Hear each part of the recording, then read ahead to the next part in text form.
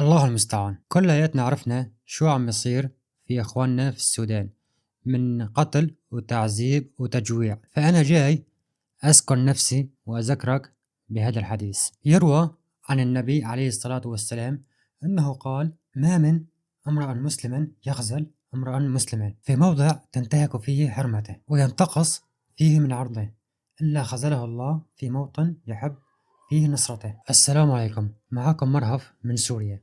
اليوم راح نحكي عن بلدنا السودان، وبالتحديد مدينة فاشر. في مدينة فاشر في السودان محاصرة من قبل قوات الدعم السريع لأكثر من 500 يوم. أكثر من مليون شخص يعيشون فيها، ونصهم أساسا نازحين من مدن تانية هربا من الحرب، ولكن وقعوا في حصار أشد مما تتصور. قوات الدعم السريع قطعوا كل الطرق، منعوا دخول الطعام والدواء وكل أنواع الإمدادات. الناس اضطرت تاكل علف عزكم الله للبقاء على قيد الحياة، وأي شخص يحاول يهرب أو يدخل طعام كان يتم تصفيته فورا. وخلال الحصار الطويل المدينة كانت تحت قصف متواصل، وبالأمس فقط أعلن الدعم السريع دخولهم للمدينة والسيطرة عليها. طلعت تقارير وصور مرعبة عن مجازر بحق المدنيين وحملات تطهير عرقي، وحتى صور الأقمار الصناعية أظهرت بقع حمراء ضخمة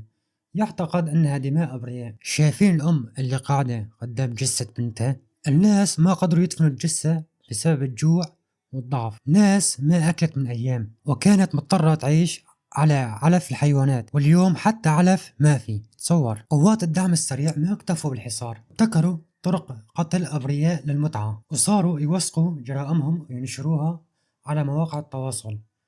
رجال، نساء، أطفال، كبار سن، كلهم معرضين للقتل والإهانة قبل الموت. الناس اللي حاولت تهرب خرجوا وهم شايلين الرعب والجوع والوجع، وفي طريق النزوح واجهوا الابتزاز والاحتجاز، نهب، مضايقات، وحتى اعتداءات جنسية على النساء، أغلبهم بلا تليفونات ولا وسيلة يعرفوا شو عم يصير حواليهم. وفي ناس يا حرام وضعهم أسوأ من ناس تانية، كلهم فقدوا كل شيء. النازحين وصلوا لمنطقة المحيطة بالفاشر في ظروف قاسية جدا. القرية اللي استقبلتهم محدودة الإمكانيات الإنسانية والطبية، في منهم وصلوا في حالة حرجة مع إصابات خطيرة، فقدان أطراف، كبار سن منهكين، النساء حوامل، أطفال، وأصحاب أمراض المزمنة أكثرهم تضررا، خاصة مع نقص حاد في الغذاء.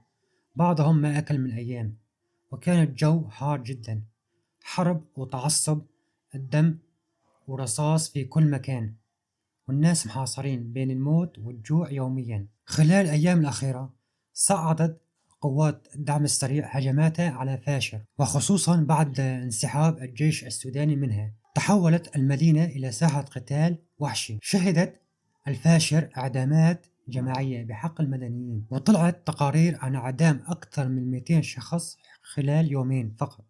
وما اكتفوا بالقتل، هجمت قوات الدعم السريع على المنازل والممتلكات والمستشفيات، أحرقت مرافق وقتلت واختطفت كوادر طبية. مدينة الفاشر تشهد اليوم أبشع الجرائم، وهي عاصمة ولاية دارفور والمركز التاريخي لإدارة الإقليم. المدينة مهمة لقوات الدعم السريع لعدة أسباب: نقطة ارتكاز أساسية للقوافل الإغاثة والمساعدات لولاية دارفور، وتغطي أكثر من نصف مساحة الإقليم، وتعد مركز اقتصادي وزراعي حيوي. ومع خسارة الدعم السريع السيطرة على الخرطوم ومدن أخرى، أصبحت الفاشر هدفا رئيسيا للسيطرة.